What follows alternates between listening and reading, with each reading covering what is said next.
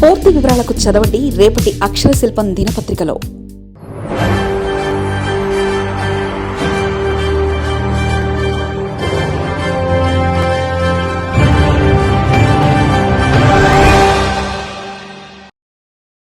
అందుకే ఓపెన్గా ఉండాలన్నది తెలంగాణ బీఆర్ఎస్ పార్టీలో అలా. అధినేత దిగకూడదన్న సూత్రాలను ఆయన పాటిస్తున్నారా? బీఆర్ఎస్ నేతలు మాత్రం ఎలాంటి నిర్ణయం లేకుండా బీఆర్ఎస్లో ఇప్పటివరకు ఆ చేరికలే లేవు. తెలంగాణ రాజకీయాల్లో కేసీఆర్ది తిరుగులేని నాయకత్వం. అయితే ఆ నాయకత్వం కూడా మొన్నటి ఎన్నికల్లో చతికిలబడింది. ముఖ్యంగా టీఆర్ఎస్ నాయకత్వం ప్రస్తుతానికి ఇలా అటు ఇటుగా ఉంటే రేపేం జరగబోతుందనేది అక్కడి కారు పార్టీ నేతలకే దిక్కుతోచకుండా ఉంది. కేసీఆర్ లాంటి అధినేత, కేటీఆర్ లాంటి యువనేత, హరీష్ రావు లాంటి వాళ్ళు ఎంతో మంది సీనియర్లు ఉన్న ఆ పార్టీలో ఎందుకు ఇప్పటిదాకా కొత్తవారు చేరడం లేదు? అసలు రాజకీయ పార్టీగా ఈ పార్టీ ఎంతవరకు నడుస్తుందని అందరికీ అనుమానాలు వస్తున్నాయి. తెలంగాణలో కాంగ్రెస్ ప్రభుత్వం ఏర్పాటై 2 నెలలు పూర్తయింది. అయితే బీఆర్ఎస్లో ఇప్పటివరకు చేరికలు లేవు.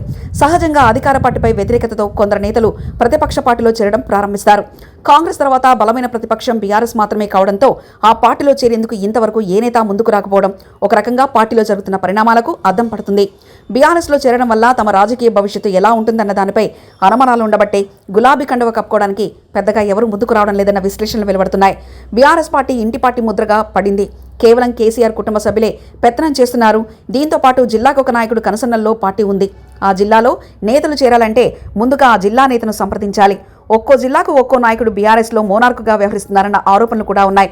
గతంలో మంత్రులుగా కేసీఆర్ కేబినెట్లో పనిచేసిన వాళ్లు జిల్లా పార్టీపై పెత్తనం చేస్తుండటంతో వారు తమకిష్టమైన వారిని పార్టీలో చేర్చుకునేందుకు సుముఖత చూపుతున్నారన్న విమర్శలు సొంత పార్టీ నుంచే వినిపిస్తున్నాయి. నేరుగా కేటీఆర్, హరీష్ రావును కలిసి పార్టీలో చేరిన జిల్లాలో పెత్తనం చేస్తున్న నాయకుడికి ఆగ్రహం కలిగితే తమకు టికెట్ కూడా దక్కదన్న అభద్రతాభావంతో ఉన్నారు. నేరుగా కొందరు కేటీఆర్ని కలిసి పార్టీలో చేరిన వారిని జిల్లా రాజకీయాలకు దూరంగా ఉంచుతుండడం ఉదాహరణగా చూపుతున్నారు. కేసీఆర్ను నేరుగా కలిసే ఛాన్స్ ఎటు లేదు.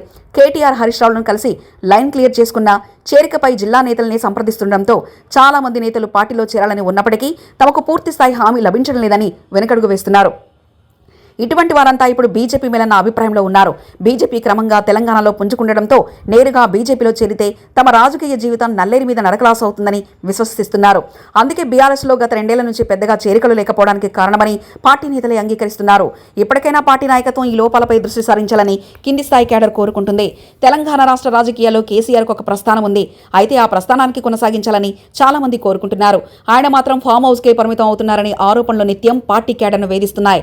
ముఖ్యంగా కేసీఆర్ చాలా ముందుకు వెళ్లాలని చాలా మంది కోరుకుంటున్నారు. కానీ ఆయన మాత్రం ఫామ్ హౌస్కు మాత్రమే పరిమితం అవుతున్నారు.